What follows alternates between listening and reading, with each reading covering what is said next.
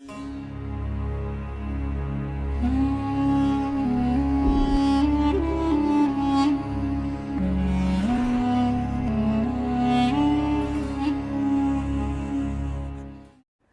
perlu kita ketahui bersama, Lailatul Qadar adalah satu malam di bulan suci Ramadan. Barang siapa di malam itu diberi Allah Lailatul Qadar, karena di malam itu semua yang hidup di muka bumi, ya dia ketemu dengan Lailatul Qadar. Masalahnya dapat Lailatul Qadar atau tidak. Ketemu tapi dapat atau tidak, dapat jatahnya tidak gitu. Dapat hadiahnya tidak, termasuk orang yang di malam itu dia dapat Lailatul Qadar atau tidak. Kalau Lailatul Qadarnya ada di malam-malam Ramadan, hanya saja malam yang keberapa itu menjadi misteri rahasia ilahi untuk suatu hikmah. Ini yang perlu kita ketahui bersama, Lailatul Qadar ada di salah satu malam di bulan suci Ramadan. Kemudian malam keberapa, para ulama berbeda pendapat, dan beda pendapat ini muncul dari berbagai riwayat yang disampaikan para sahabat tentang sabda-sabda Nabi Muhammad SAW. Di antara pendapat yang terkuat adalah di malam-malam ganjil 10 hari terakhir. Malam-malam ganjil 10 hari terakhir. Nah pertanyaannya, apakah kita harus mengejar Lailatul Qadar atau berdiam di rumah? Mungkin yang bertanya ini menganggap Lailatul Qadar itu hanya akan kita dapat di masjid. Ya, Lailatul Qadar hanya akan didapat di dalam masjid. Sehingga kalau kita tidak di dalam masjid, maka tidak dapat Lailatul Qadar. Atau mungkin yang bertanya punya keyakinan Lailatul Qadar itu hanya diperoleh mereka yang iktikaf di masjid di 10 hari terakhir.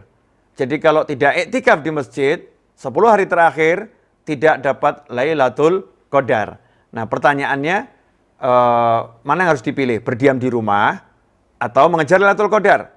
Nah sementara saat ini masjid ya sementara waktu ditiadakan iktikaf.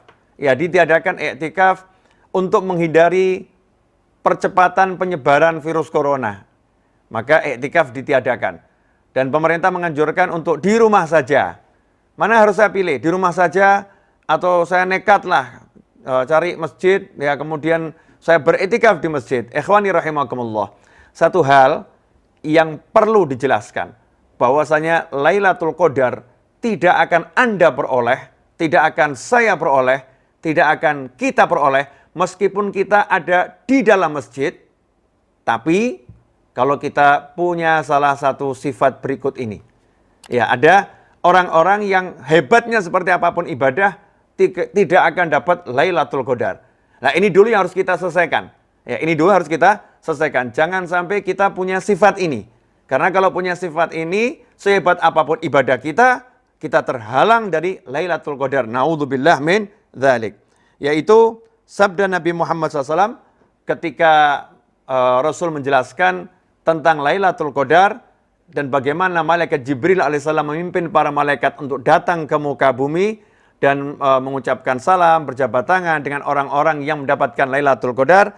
Saat itulah Rasulullah SAW bertanya kepada para malaikat, bertanya kepada malaikat Jibril, adakah orang-orang yang tidak mendapatkan Lailatul Qadar?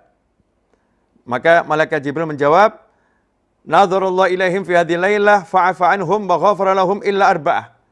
Nah, jadi malaikat Jibril mengatakan di malam Al-Qadar itu Allah melihat seluruh umat Nabi Muhammad SAW.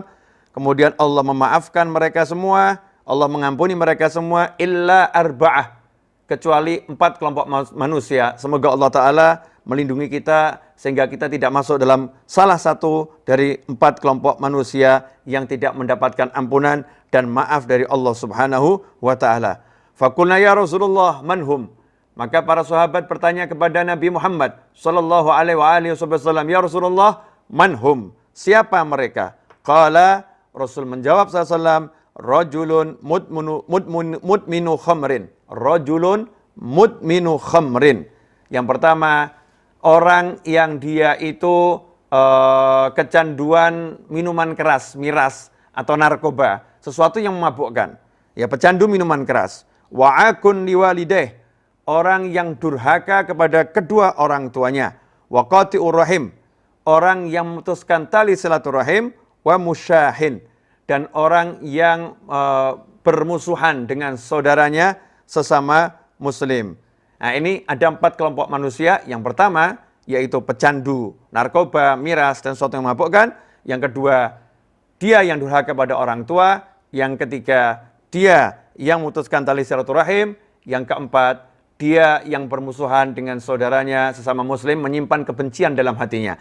Ikhwani rahimakumullah, maka 4 hal ini wajib kita singkirkan dari diri kita selama bulan suci Ramadan dan seterusnya.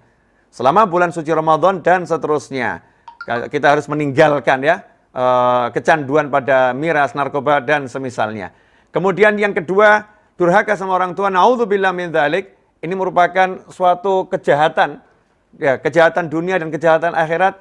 Orang yang durhaka pada orang tua, yang sampai saat ini pun belum menjadi kejahatan pidana ya, tapi ini kejahatan ukhrawi, dunia akhirat. Seseorang yang durhaka pada orang tua tidak mungkin dapat Lailatul Qadar. Jadi kalau sampai ada anak itu bakti sama istrinya, ya dia taat sama istrinya, dia senangkan istrinya, dia muliakan istrinya, tapi dia hinakan orang tuanya karena istrinya, ya dia jauhi orang tuanya karena istrinya, dia durhaka pada orang tuanya, sehebat apapun dia berderma, sehebat apapun dia beribadah, sehebat apapun dia sholat, sehebat apapun dia khatamkan Al-Quran dalam bulan suci Ramadan, Allah tidak akan berikan Lailatul Qadar kepadanya, Allah tidak akan ampuni dia, Allah tidak akan maafkan dia. Na'udzubillah min dzalik. Karena itu tips, solusi untuk dapat Lailatul Qadar yang pertama kali adalah birrul walidain, bekti sama orang tua, senangkan orang tua kita. Nabi SAW di bulan Ramadan dikatakan bahwasannya Rasulullah SAW setiap hari beliau itu adalah manusia yang dermawan, sangat dermawan. Tetapi kalau di bulan Ramadan, Rasul paling dermawan. Rasul paling dermawan SAW. Karena itu, kalau kita selama ini udah membantu orang tua kita, ya kata membantu itu nggak tepat, saudara-saudara, mohon maaf. Karena yang membantu kita selama ini orang tua. Jadi kalau kepada orang tua membalas budi. Kalau selama ini kita sudah berupaya membalas budi orang tua yang tidak mungkin kita bisa membalasnya dengan apapun, maka di bulan Ramadan harus lebih. Ya harus lebih lagi. Tunjukkan bakti kita. Itu yang pertama. Yang kedua yang harus kita lakukan adalah menyambung tali silaturahim. Kalau saat ini kita tidak bisa berkunjung kepada paman kita, nggak bisa berkunjung kepada bibi kita, nggak bisa berkunjung kepada sanak kerabat, maka gunakan medsos yang ada. Entah dengan aplikasi apapun itu, sambung tali silaturahim, ya, dengan telepon dan lain sebagainya. Kemudian yang ketiga, hilangkan kebencian pada muslim, ya, siapapun muslimnya. Jangan sampai hati ada rasa benci pada saudara muslim, menyimpan permusuhan. Kalau kita menyimpan permusuhan, singkirkan. Mana yang mau kita pilih? Kehilangan Lailatul Qadar atau kehilangan musuh? Nah, kalau kehilangan musuh jelas bahagia. Kehilangan Lailatul Qadar jelas celaka. Maka sungguh aneh kalau ada orang yang lebih suka menyimpan permusuhan. 7 anak keturunan aku tidak akan maafkan dia. Aku nggak mau melihat wajahnya selama-lamanya. Dia menyimpan permusuhan itu dan dia akan kehilangan Lailatul Qadar. Ini dulu yang harus kita selesaikan. Kalau ini sudah kita selesaikan, maka kemudian kita lihat apakah harus kita ibadah di masjid. Ya memang kalau di wilayah-wilayah yang di situ tidak zona merah, wilayah yang hijau, yang memang diizinkan itu untuk melakukan ibadah lebih di masjid dibandingkan saudara-saudaranya yang lain, maka jangan menggunakan alasan kemalasan untuk kemudian mengatakan ada wabah corona, virus dan lain sebagainya. Sementara di wilayahmu, wilayah yang betul-betul hijau, yang tidak ada larangan, ya tidak ada larangan, karena MUI pemerintah sudah mengatur untuk SOP dengan jelas, ya dengan jelas. Untuk di wilayah yang bisa sholat di masjid, maka kejar Lailatul Qadar di masjid. Ya, kejar Lailatul Qadar di masjid lebih banyak. Kenapa? Nabi Muhammad SAW dan para sahabat, manusia yang luar biasa ini, manusia yang tiada taranya dalam strata kehidupan dunia hingga akhirat, beliau Nabi Muhammad SAW dan para sahabat, meskipun luar biasa, tetap mengejar Lailatul Qadar. Tetap cari Lailatul Qadar, dicari ya, sekuat tenaga, sampai etikaf di masjid. Ini Nabi Muhammad SAW dan para sahabat.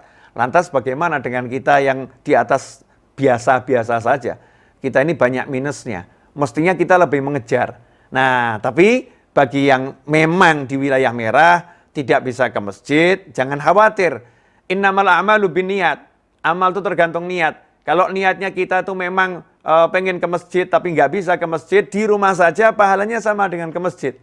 Di rumah saja pahalanya sama dengan ke masjid. Justru buktikan kalau kamu di rumah malas-malesan, ya itu kamu memang alasan. Kenapa masjid ditutup? Sementara kamu di rumah ya nonton TV. Di rumah nonton drama yang nggak jelas ya. Drama yang nggak ada manfaatnya. Lihat video-video yang menimbulkan dosa.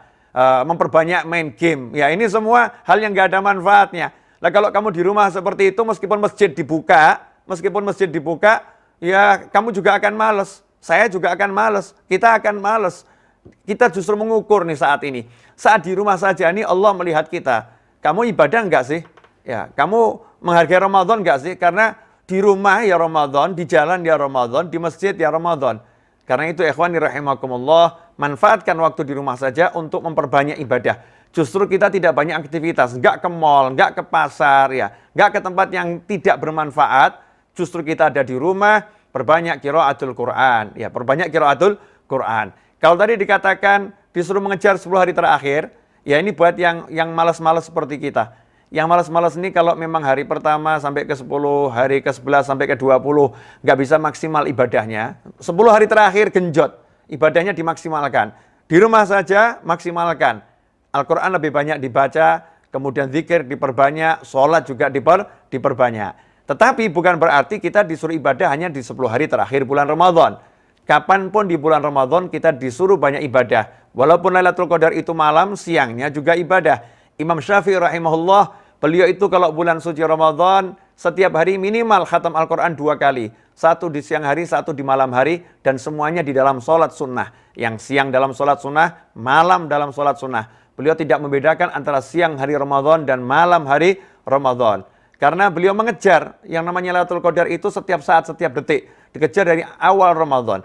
Karena itu kalau kita ingin dapat Lailatul Qadar ya dari sekarang, pagi, siang, sore, malam, kita udah niat mengejarnya. Hanya saja mungkin semakin mendekati 10 hari terakhir, ya mendekati garis finish, kalau orang lari itu sudah dekat garis finish, semakin dia kenceng larinya.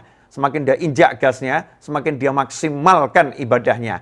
Kalau udah seperti itu, insya Allah kita termasuk orang-orang yang dapat Lailatul Qadar.